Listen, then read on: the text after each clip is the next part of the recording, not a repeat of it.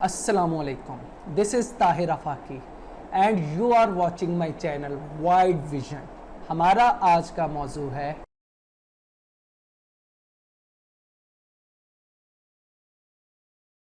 Major issues between Pakistan and Afghanistan. दोस्तों, current affair में पाक अफ़गान इश्यूज़ के साथ हाजिर हैं। इसमें हम जानेंगे कि वो कौन कौन से बुनियादी मसाइल हैं जो कि पाकिस्तान और अफ़गानिस्तान में मौजूद हैं। दोस्तों, कोई भी रियासत अगर वो तरक्की करना चाहती है तो उसका एक एटीट्यूड होता है। वो एटीट्यूड क्या होता है? वो attitude towards solving it's problems.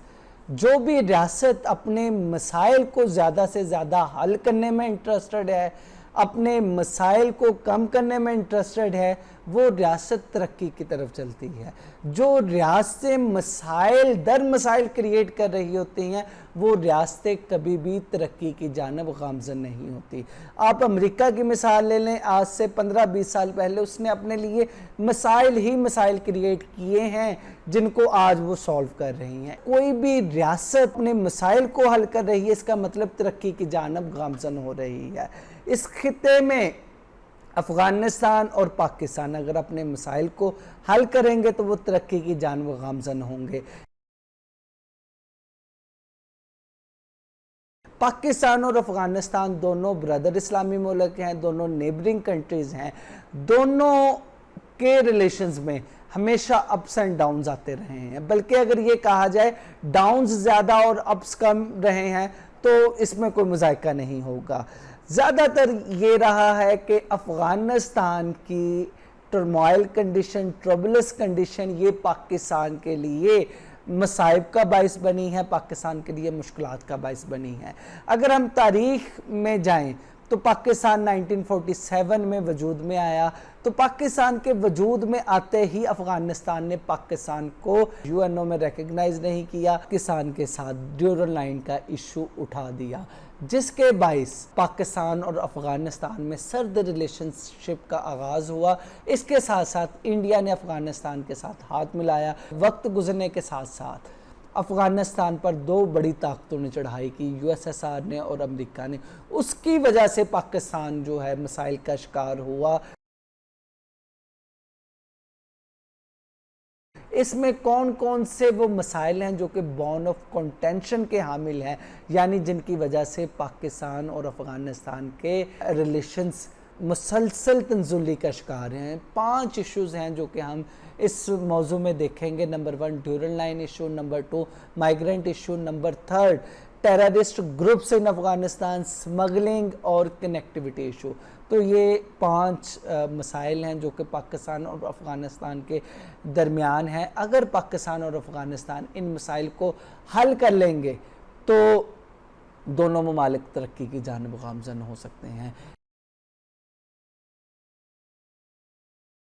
ड्यूरल line issue असल में ये पाकिस्तान और अफ़गानिस्तान में एक कोर इशू है, जिसे हम कह सकते हैं कि ये बॉन ऑफ कंटेंशन है, जिनकी वजह से हमेशा पाकिस्तान और अफ़गानिस्तान के ताल्लुकात ख़राब रहे हैं। अफ़गानिस्तान और ताज बरतानिया यानी बरतानिया जब बरसगीर पर हुक्मरान थे तो दोनों के दरमियान एक मुआहिदा हुआ था, एक बाउंड्री लाइन एग्रीमेंट हुआ था जो कि बरतानिया की तरफ से सर ड्यूरन ने साइन किया था। तो उसी वजह से इसे ड्यूरन लाइन एग्रीमेंट कहा जाता है। ये 1893 में साइन हुआ। इसके मुताबिक अफ़गानिस्तान और ताज बरतानिया में बाउंड्री लाइन का तयन किया गया, जिसकी तजदीद 1919 में हुई, यानी 1919 में हुई, फिर 1927 में फिर इसकी तजदीद हुई, और इवन 1947 से पहले अफ़गानिस्तान ने कभी भी ड्यूरल लाइन क्लेम नहीं किया था। लेकिन जैसे ही पाकिस्तान बना उसने ड्यूरल लाइन क्लेम करना शुरू कर दिया। उसने कहा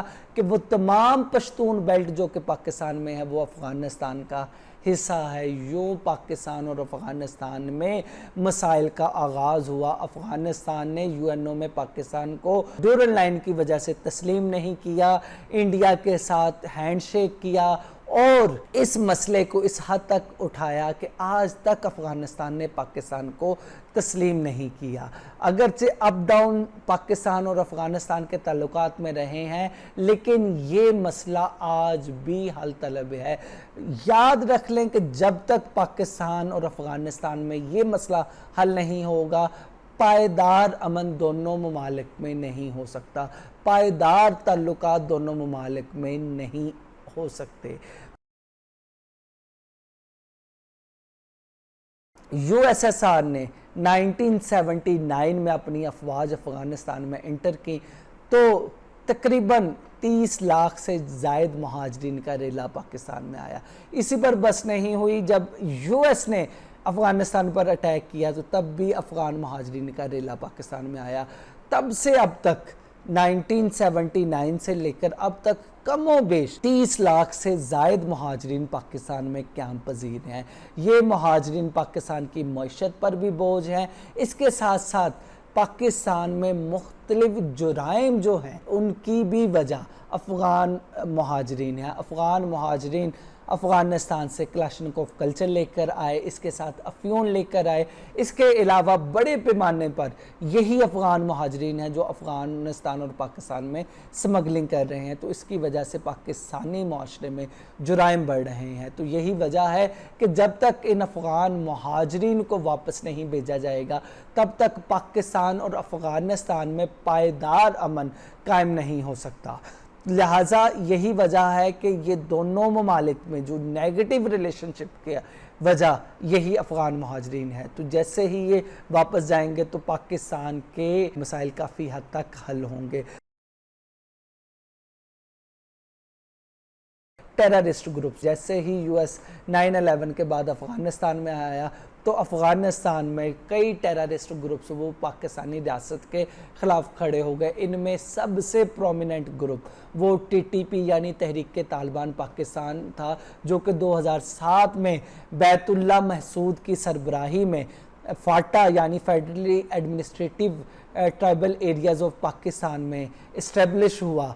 तकरीबन 13 टेररिस्ट ग्रुप्स ने बैतुल्ला महसूद के हाथ पर बैत की और रियासत पाकिस्तान के ख़िलाफ़ अलम बगावत बुलंद किया।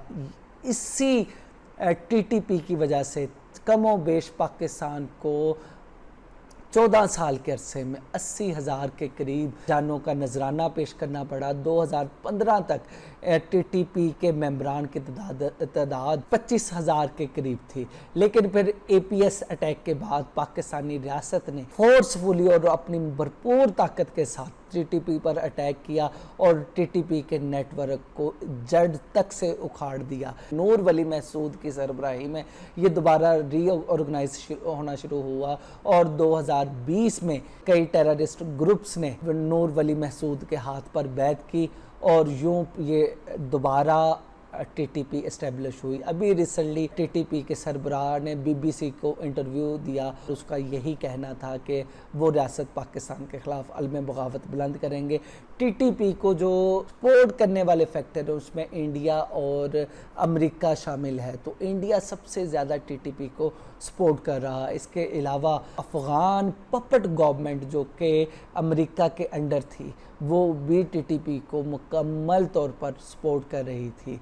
लेकिन उम्मीद है कि मौजूदा तालिबान की गवर्नमेंट वो काफ़ी हद तक इन टेररिस्ट ग्रुप्स पर काबू पाएगी और उन्होंने बाकायदा तौर पर ऐलान भी किया है कि वो टीटीपी या जितने भी टेररिस्ट ग्रुप्स हैं उनको टेररिस्ट एक्टिविटीज़ अपने मुल्क से दूसरे मुल्क पर करने की इजाज़त नहीं देंगे। फिर फोर्थ इशू स्मगलिंग का है, यानी स्मगलिंग पाकिस्तान और अफ़गानिस्तान की जो बाउंड्री लाइन है वो सबसे बड़ी बाउंड्री लाइन है। तो यहाँ पर आए रोज़ स्मगलिंग होती रहती है। अफ्यून और क्लाशनकोफ और असलहा ये सबसे बड़े आइटम्स हैं जो कि स्मगल होके आते हैं। इसके अलावा पाकिस्तान से गंदम, चावल, मुख्तलिफ अजनास सीमेंट, सरिया, मुख्तलिफ इंडस्ट्रियल अशिया जो है पाकिस्तान से स्मगल होकर अफ़गानिस्तान जाती हैं।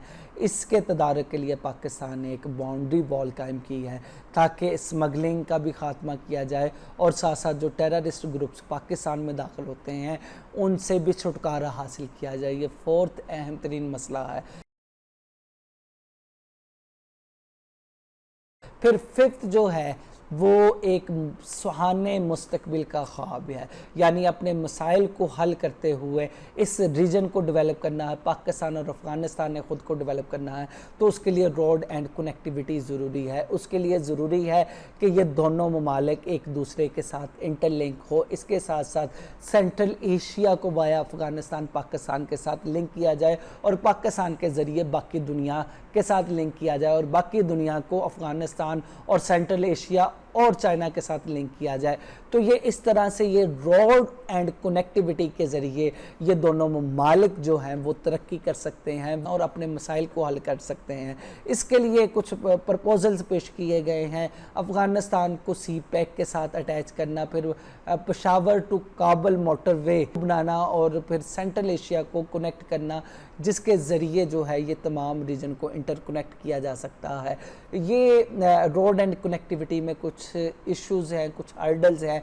उनमें एक अफ़गानिस्तान में इंटरनल पीस का इशू है, दूसरा इंडियन फैक्टर है, फिर टेररिस्ट ग्रुप से है। इन सब पर काबू पाकर, इन सब पर ओवरकम कर कर रोड एंड कनेक्टिविटी की जा सकती है। कनेक्टिविटी के ज़रिए जो है ये रीजन सारा खुशहाल हो सकता है। तो ये वो मसाइल हैं कि जिन पर पाकिस्तान और अफ़गानिस्तान अगर काबू पा ले तो एक बेहतरीन मुस्तकबिल लेकर आएगा। याद रखें कि कभी भी कोई मुल्क तरक्की नहीं करते बल्कि रीजन्स तरक्की करते हैं। रीजन्स तरक्की करें तो ही मुल्क खुशहाल होते हैं। और इन रीजन्स की तरक्की में ख़ास तौर पर एशिया में साउथ एशिया, सेंट्रल एशिया और चाइनीज़ रीजन की तरक्की के लिए जो की एलिमेंट है वो अफ़गानिस्तान है। अफ़गानिस्तान की to progress of all these regions हैं। अगर अफ़गानिस्तान में अमन आता है, अफ़गानिस्तान में अमन व अमान कायम होता है तो तमाम रीजन जो है वो कनेक्ट होगा, वो खुशहाल होगा